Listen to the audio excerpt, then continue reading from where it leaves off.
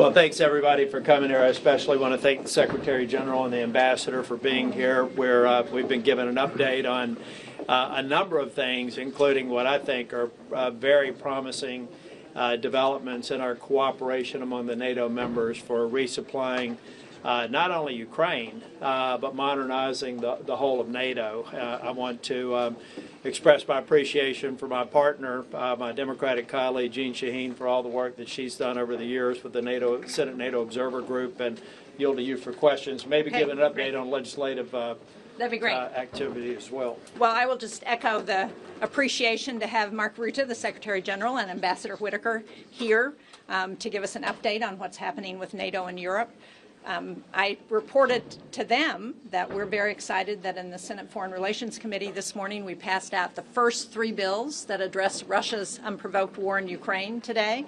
One would declare Russia a state sponsor of terrorism because of their kidnapping of Ukrainian children, and the second would allow us to move forward using the repossessed assets from Russia to support Ukraine in this war, and the third would be to take an effort at China to stop the war effort, their support for the war effort from China. All of those bills passed unanimously out of committee, have strong bipartisan support, and we look forward to getting them to the floor soon so that we can join the Europeans as they look at using the repossessed assets in Ukraine, and all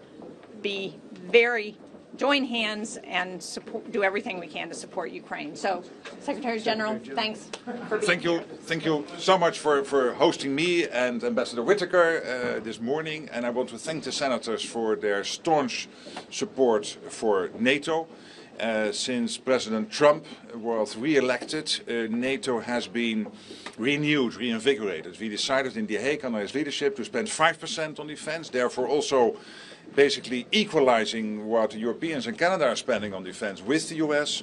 So the Europeans and the Canadians stepping up. Also when it comes to Ukraine, the President deciding to send weapons again to Ukraine, but paid for by allies. We are working very hard on that project. The first couple of billion of weapons already shipped into Ukraine from the US, paid for by allies.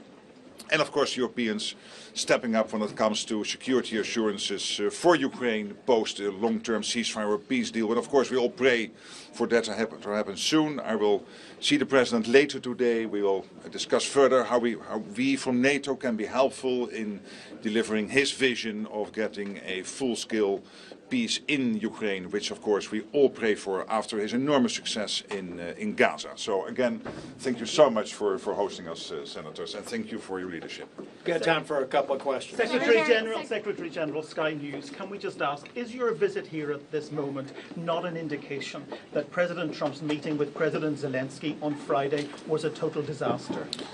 No, not at all, because this was already planned before. I was texting with the President after the enormous success in Gaza, and we said, hey, let's have a meeting in Washington to discuss how we now can deliver his vision on peace in Ukraine. And when it comes to the meeting last week, Friday, you have also heard President Zelensky. I think that was a good meeting, it was a successful meeting, it's exactly what we need. It's the American President who broke the deadlock with Putin in February, took that leadership role, which only he can, and he is delivering. And I'm really commending him for that. So that was a good meeting, and we will build on that. Secretary General, can I just ask you, recently Donald Trump suggested that Ukraine could win back all lost territory. Now he's saying something quite different. How worried are you that in that phone call with Vladimir Putin, he persuaded the President to go softer on Russia? Well, I have total confidence in President Trump. And he is the only one who can get this done. He is the leader of the most powerful nation on earth. You are all citizens of the most powerful nation on earth, the most powerful economy, the most powerful military, and you have a president with a lot of experience because of his first term in office, and who has a clear vision on bringing this war to a durable and lasting end. He wants that. He wants to end the bloodshed. He wants to end the killing. And he knows how important it is, and this is a big deal for him, for all of us. So his leadership here is crucial. He is clearly providing it.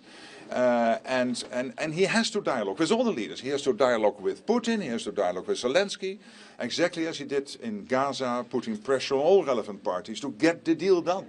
And that's exactly what he is doing here. Mr. Secretary, right here. Thank you, Senator. Two questions for you. The first, to that end, do you believe another meeting between President Trump and Vladimir Putin would be productive? And second, do you think a ceasefire is necessary before real negotiations can start? Well, let's start with the second question. The president himself was very clear this weekend. Stop where you are, which sounds simple, but of course is also exactly right.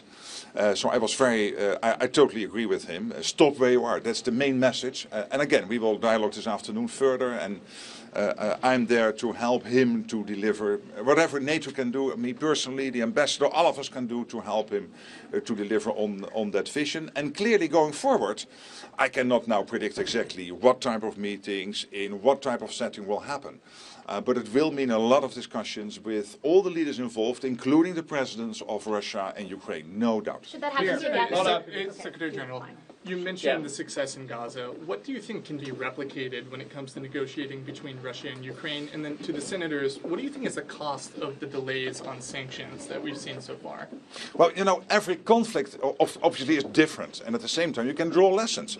And I think what the president did at Gaza, and let's not forget, this is a huge win. And only he was in a position to do it. And he took the risk, he took the leadership role, and he used the enormous power of the United States and leveraged this with his leadership to get the deal done on Gaza. And I commend him for that. And now he wants to do the same, as he's been doing since February, when he had his first phone call with President Vladimir Putin of Russia. And all the discussions he had with NATO leaders, with, of course, the president of Ukraine. He wants to deliver the same for the war in Ukraine. Again, I cannot now predict exactly by what steps this will all happen. But obviously it will still mean a lot of discussions. It will not end tomorrow. But I'm fairly confident that we can deliver on this vision. It looks like the summit is on ice now. Do you welcome that delay? Again, I'm not going to comment on every step in the process, because it's very difficult for me to assess exactly how that process will now evolve. But clearly, in the future, there will be many more discussions with the leaders of Ukraine and of Russia in whatever format, in whatever setting, to deliver peace. Thank you all. Just on the point of saying, one thing that we should be very clear with the Secretary General, we're having discussions about NATO allies putting 5% into meeting 5% standard for NATO support.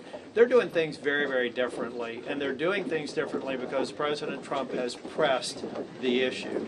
And I believe that President Trump is best positioned to bring a lasting peace to Ukraine.